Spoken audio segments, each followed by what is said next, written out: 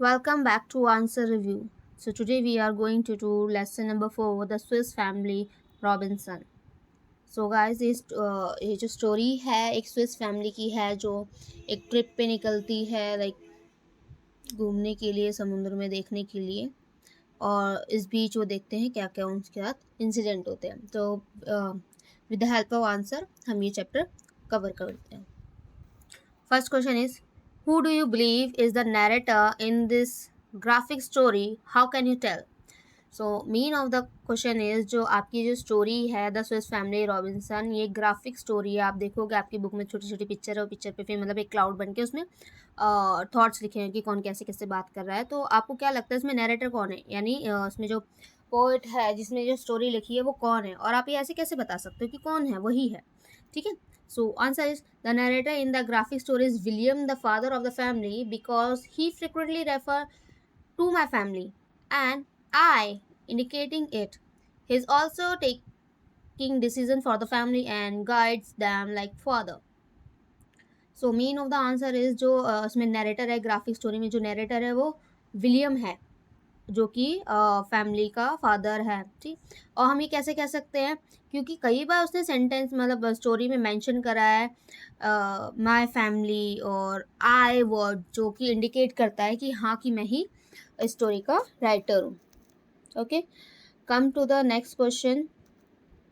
Second question is why did not the captain and crew help the narrator? Main of the question is जो captain है and जो बाकी crew क्या होती है, कैप्टन के साथ जो काम करने वाले बाकी लोग होते हैं ना, उन्होंने नरेटर की हेल्प क्यों नहीं करी? सो answer is the captain and the crew could not help the family because they couldn't hear their cries for help over the noise of the spray and the storm. सो क्या हुआ था, ये जो Swiss family है कहीं पे अटक जाती है एक आइलैंड वगैरह पे। तो क्या होता है कि वहाँ से ना एक शीप जा रही होती है। उस शीप में क्या होता है, जो शिप चला रहा होता है वहाँ का कैप्टन और वहाँ के जो क्रू मेंबर है, उन्होंने उनकी आवाज़ क्यों नहीं सुनी?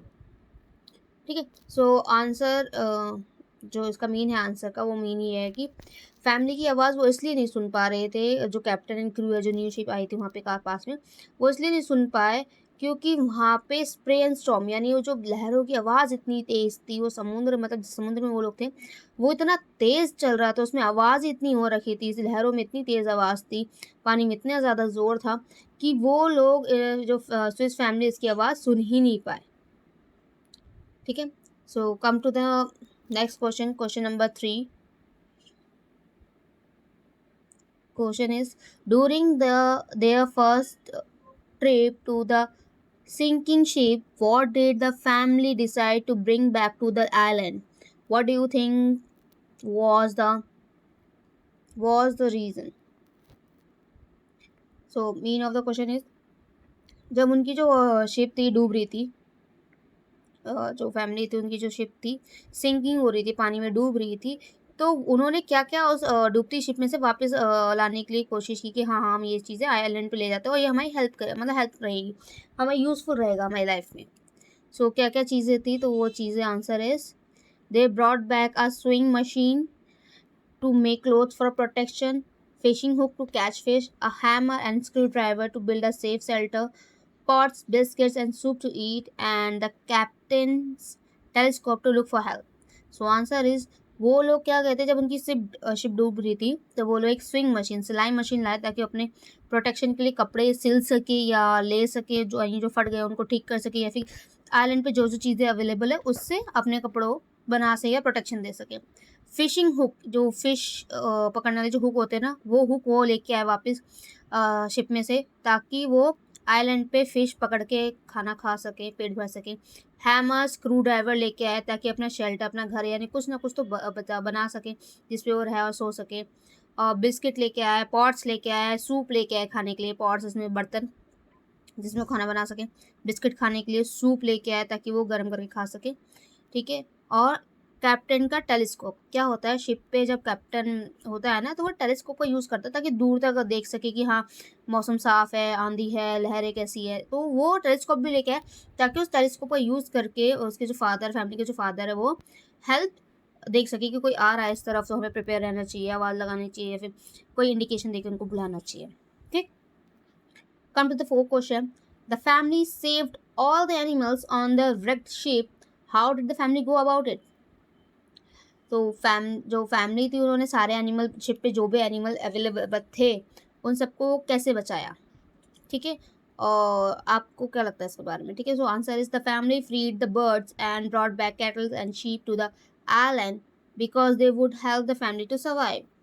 तो आंसर इज, तो जो फैमिली थी उन्होंने क्या करा, जो जितनी भी बर्ड्स थी पिंजरे में, जितनी भी बर्ड्स थी या शिप में जो पिंजरा था यहाँ पे जहाँ पे भी बर्ड्स थी उनको दिखी शिप में, उन्होंने उनको फ्री कर दिया, यानी पिंजरा खोल दिया, उनको आसमान में उड़ने दिया।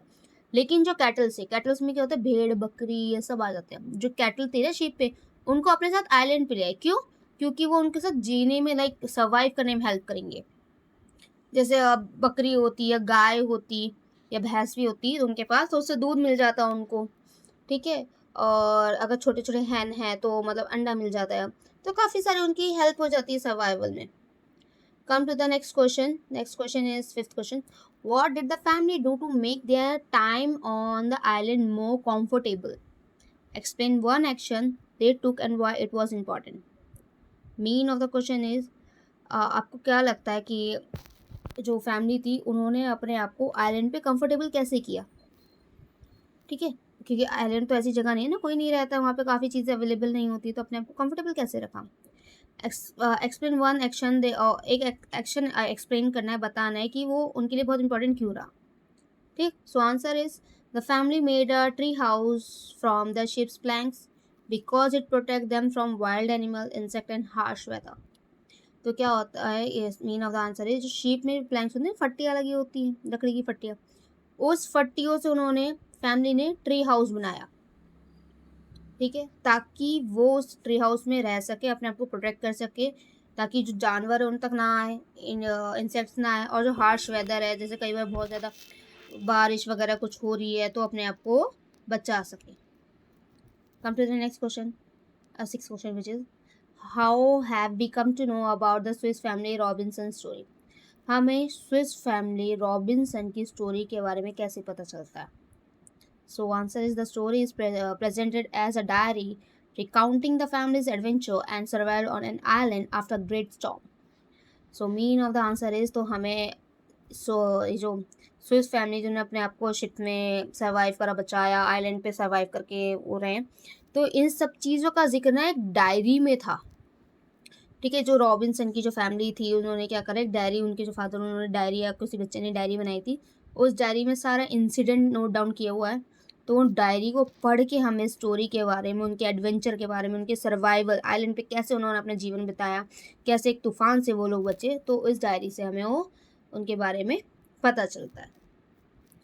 So hope you understand the mean of the question and answer, and best of luck for your exam. I know आपके एग्ज़ाम्स आने वाले हैं, एंड जल्दी ये बाकी वीडियोस कवर अप करेंगे, थोड़ा ग्रामर क्वेश्चन, मैथ्स क्वेश्चन भी करेंगे। So don't forget to like, share and subscribe my channel with your friends. See you, bye.